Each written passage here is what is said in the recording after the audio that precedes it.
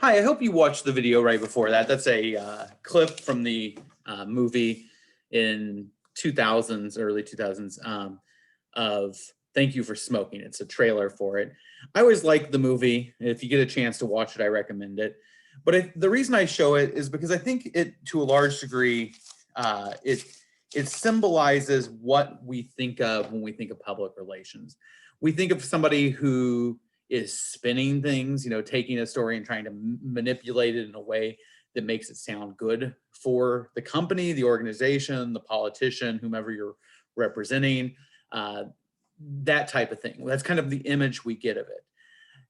And to a certain degree, that is part of what public relations does, is it does deal with crisis management. However, majority of what you do in public relations is not about a crisis. It's about kind of the day-to-day. But the image we get there is not necessarily surprising. To a large degree, our image of a lot of things are a result of what we see when they're handling kind of the extreme situations. But the extreme situations aren't necessarily the totality of it. I'm kind of think of a movie there's a late director who died named Stanley Kubrick. Shot a lot of fairly influential films, very well-respected film director. And one of the films he shot was one called Full Metal Jacket. Some of you may have seen it. It's kind of two movies in one. But the second half of the movie largely shows a group of people, a platoon or a group that's in Vietnam, and they're kind of just there. It's after they go through the basic training part, which is almost like a separate movie, but that group's now in Vietnam. And one of the things that I think that film does that I've never seen in a war movie before is it kind of exemplifies the idea that there are periods, if you're a soldier, everything's defined by combat. Well, the average combat soldier does not see that much combat in the average combat period during which they're under fire, pinned down, shooting, is really rarely more than 10, 15 minutes before, somebody comes in with an airstrike or, whatever it be. That, these things don't last for weeks and weeks. The majority of the time soldiers are there, it's marked by kind of boredom. It's kind of marked boredom and then punctuated by just periods of extreme terror. And I always felt like that film, maybe it's because I watched it like at 1 a.m. one time. And, the first time I saw it was just on TV, and I saw it on some premium station, this and no commercials. I was just kind of enthralled. And that might be part of why I find that movie so good, is you kind of go through this full idea of what the terror is in those moments. Well, that's kind of the way it is with a lot of things. Police are like that. The majority of the time police are working, they're not, chasing bad guys or pulling their guns. Majority of the time they're sitting in their cars driving up and down the streets. Firefighters, majority of the time they're sleeping at the station house, but when it's time to go, they crawl into houses that are on fire. And even like reporters or things like that. We sometimes see them as like on election, chasing down the big story, running in, doing that kind of thing.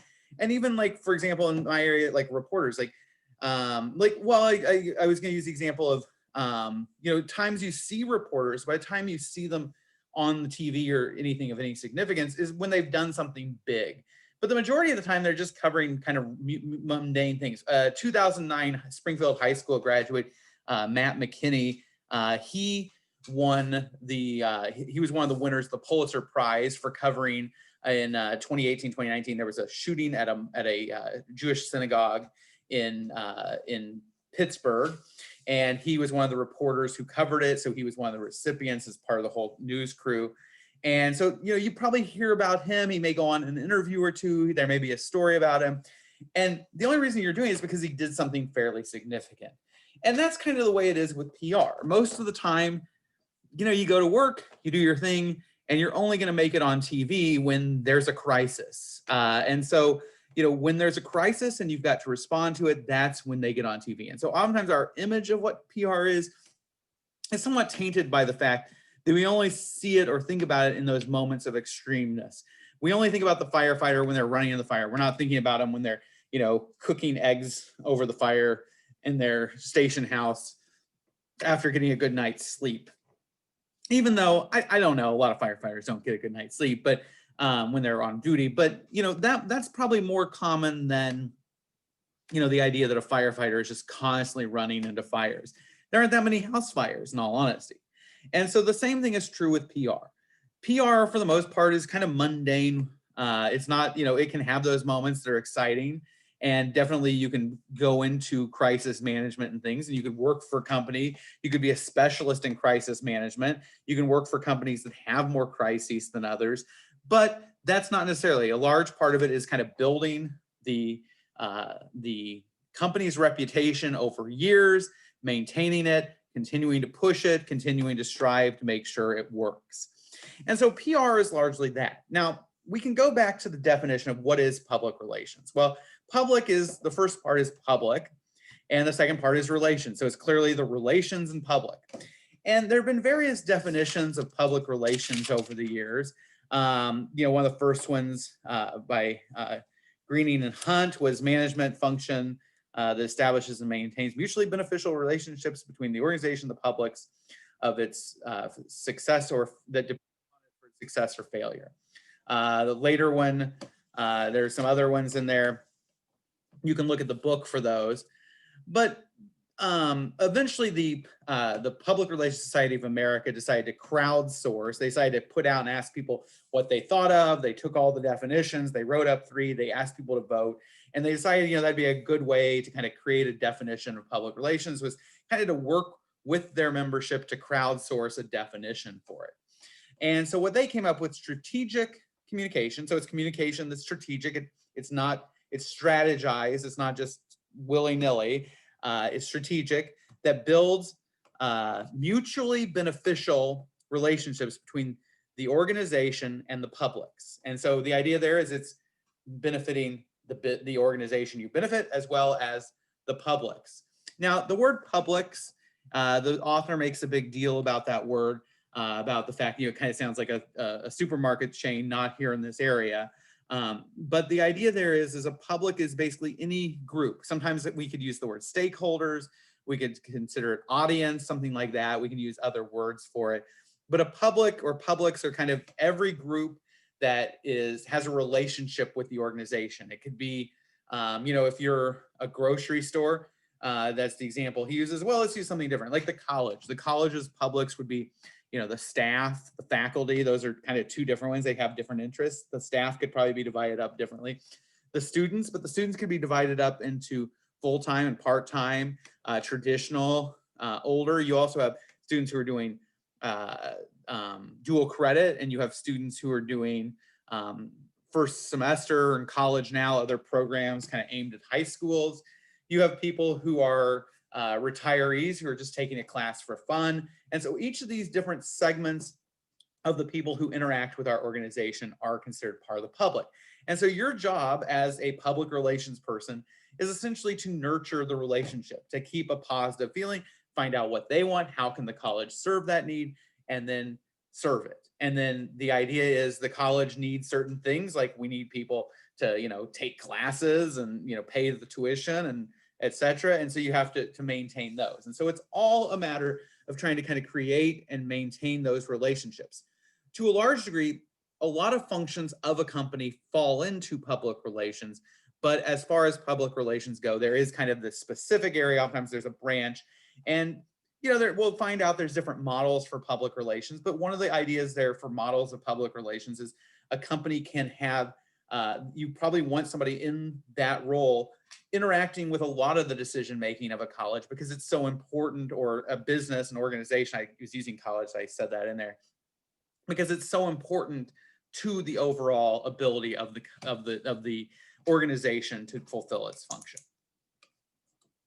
Now, I'm going to turn to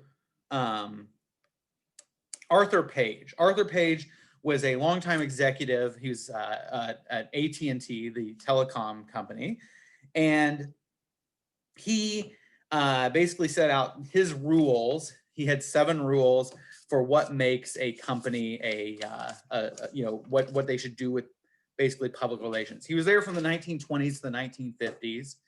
And the first thing he said was that a company or PR should always tell the truth.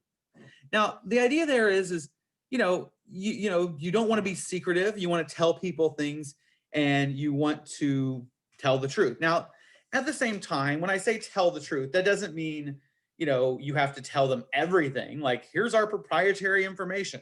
No, but you have to be honest with people.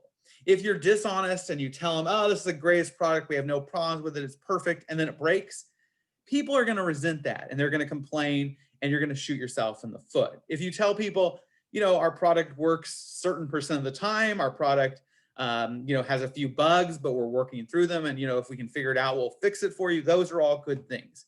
The idea there is to be transparent. If you can't tell people things, like, for example, if somebody asks you a question like, what's morale like in your company? And you say, we are working on morale. If you say morale's great when it's not, you're just straight up lying, right? And that's probably not the way to go. But if you say, I don't know, that's maybe lying, that may be truthful. But if you at least are transparent, say, I can't give a full accounting because, that's, the company, I'm not at liberty to tell you that information. That would be kind of being transparent. As an example of transparency where you kind of, you avoid giving information, I can think of just yesterday, I saw on the news that Springfield, Illinois, they have 2 businesses in town that sell pot, marijuana, and the marijuana businesses that are legal. And the 2 marijuana businesses in town are both owned by a company called Ascend. The city charges a 3% sales tax on marijuana sales. So if you buy $100 worth of marijuana, you have to pay $3 into sales tax. Now, the city's making money off that, and people are curious, how much sales tax money are we making?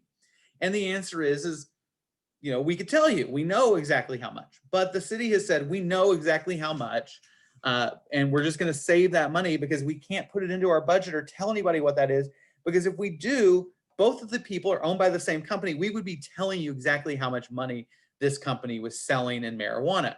Now, if there's 10 businesses, or the state standard is 5, then you can reveal it because there's 5 different people and nobody knows who has what segment of the market. You could kind of do the math and figure out everybody has an equal share perhaps.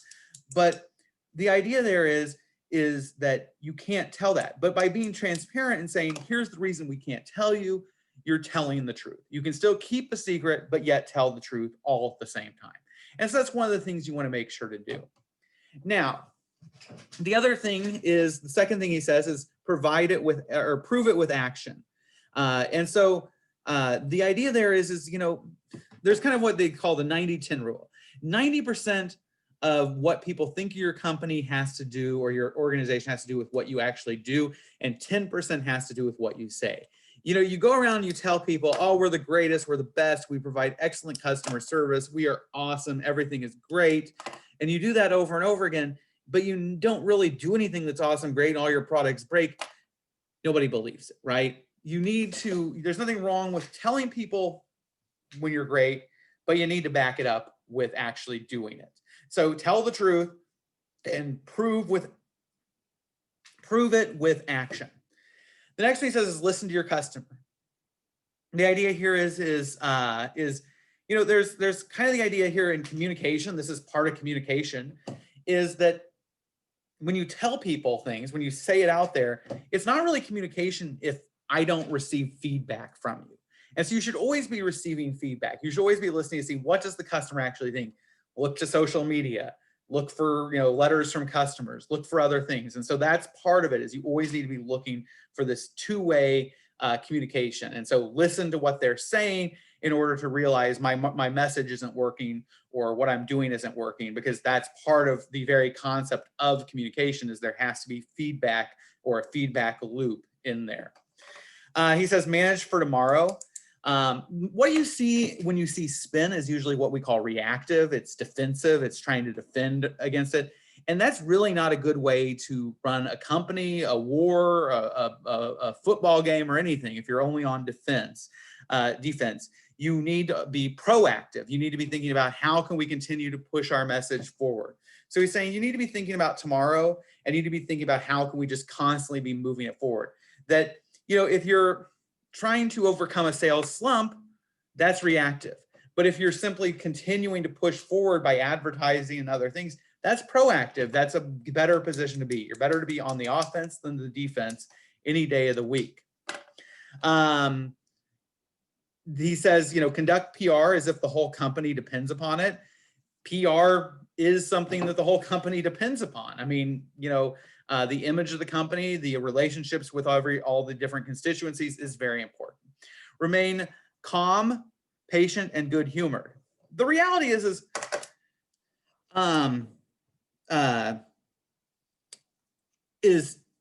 people, when something bad happens, and if you just get mad and you start yelling at people, you're going to be less effective than if you come in and say, hey, can we have a conversation, like an honest conversation, and tell you, this is not the way I would do it. Be friendly about it, smile. The mayor of Springfield, he spoke in a class. One of my students was telling me he spoke in a communication class a few semesters ago. And one of the things he said was that somebody told him always smile. He's a politician, and they told him always be smiling is what he was told. And so since then, whenever he talks, he always just smiles. And if you look at the mayor of Springfield, he usually does have a smile on his face. He said that wasn't natural, but it was something he learned to do because people told him he should always be smiling. When somebody's smiling, even when they're delivering bad news, well, maybe not too bad a news. You don't want somebody to be smiling when they're telling you, your puppy died. But the case is that if they're smiling when they deliver most things, it makes you feel better about it overall. And so the idea there is if you come in with humor, you can be a little bit self-deprecating, you can be friendly, you can say, hey, can we have a conversation about this? You're going to get a lot farther along than the other way. And then the last one he says is just realize the company's true character is expressed by its people. And the idea there is that, it doesn't really matter. People are going to find out what your company's like. You need to have your people. They are the front line of your communication, and make sure they're the ones who, by doing a good job, are the ones selling it. Now I'm going to make one more video. I'm going to stop this one here. I'm going to do a quick video on ethics because we talk a little bit about that. And so I'm going to do that separate.